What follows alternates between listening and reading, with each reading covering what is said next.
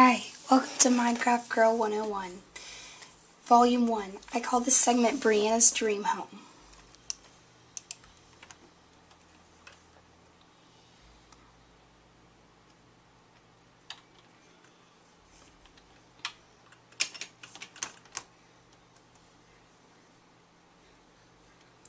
So, I started out in this village, added trees and things, and then I began building my ultimate dream home. I created it in the colonial style, and I have a fountain here in the front. It's kind of hard to see. I'm going to go ahead and change it to daytime. Okay, so we have the pillars that are actually built into the house. We have a balcony protruding off of the house. We have, I used buttons to do kind of like that sticking out look of like beams or something. I have an open doorway on my upstairs level for my balcony. And so let's go ahead and go inside.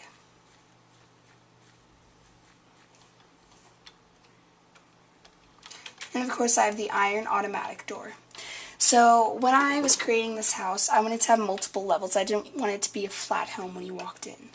And I wanted it to seem like it had several nooks and crannies. So when you turn to the left, we have the kitchen. We have some food up on the walls, buttons for knobs on drawers and things. We have the trapdoor for the stovetop. We're also using trapdoors as shelves and snow as countertops. And this bar looks out to the family room. It is an open bar, and the stools are actually made using anvils. And then over to this side, we have the dining room. And I made a corner with a window seat where you can pick out a book and read. And there's open windows all the way around. This is one of my favorite rooms, just because it seems so inviting. And then as you can tell on the roof, for either side, it's open because on the second level, you're able to look over. Now, coming into my family room, there is a ceiling halfway though. The stairs could continue all the way up, and at first I had a completely open ceiling, but, oh, there's my husband. But I wanted to make it feel more like a single room, and I had to make a walkway across, so I went ahead and I did that. White walls on either side. And I used, again, the sofa table. I have my fireplace, and it is a two-sided fireplace, and it goes through into my sunroom, which is completely open to the outside. And as you can see, the fireplace continues into here, and I'll eventually put some tables and chairs in here. And I have two large matching grand staircases that take you upstairs. As you can see, it's a very open floor plan upstairs. There's two main balcony areas with the third one on the loft area. So let's go ahead and take a look around. And I used anvils up here for kind of like fancy, luxurious balcony landings. Here's the potential master bedroom. And all throughout the house, I have windows as ceilings, just let natural lighting. You know, you don't always want that glowstone look. But at nighttime, I do have glowstone, but it's kind of ugly, so I went ahead and I covered it up with trapdoors, and it turned out nicely. And if you zoom away, the entrance to the master bedroom actually looks like the Parthenon a little bit, which I made it to look like. Off the master bedroom, keep continuing, we have the balcony that looks off to the waterfall and the whole back of the house,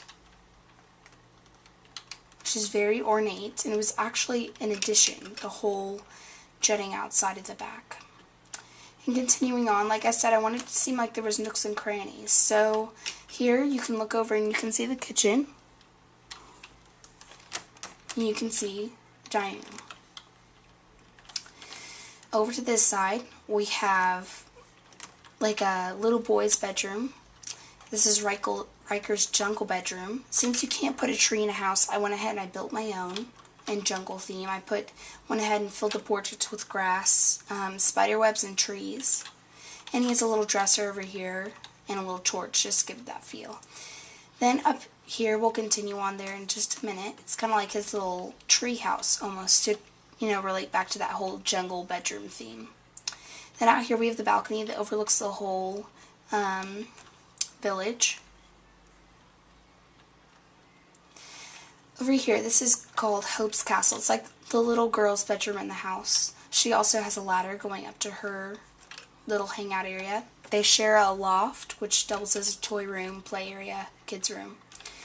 And she gets to climb up to her bed. That's why I call it a castle, because it's really large. And she has a Juliet balcony, just to give it, a little bit of architectural detail. So if we go up on Hope's side, it goes up here. We have a very nice mommy, daddy, Riker, Hope equals one family kind of thing, just like their hangout room. We have bookshelves and a toy chest, and the whole thing looks over this. And there's also stairs going down to the bridge. And we have a sofa and a TV.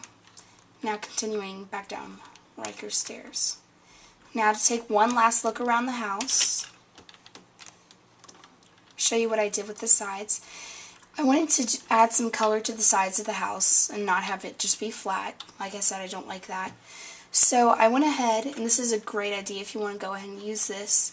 I used soil, and because you can set your flowers on that and it still looks natural. And I covered the soil up with trapdoors, so it's almost like window boxes. And I use that all over the place on Pocket Edition, PC version, all over the place. And I have some tables and chairs around the outside. And I used fencing to make it look like the balcony was built up on something. And this waterfall my brother actually built for me, and he did a great job. So this has been Brianna's Dream Home, Volume 1, and I hope you enjoyed it and learned some things. Thanks, guys.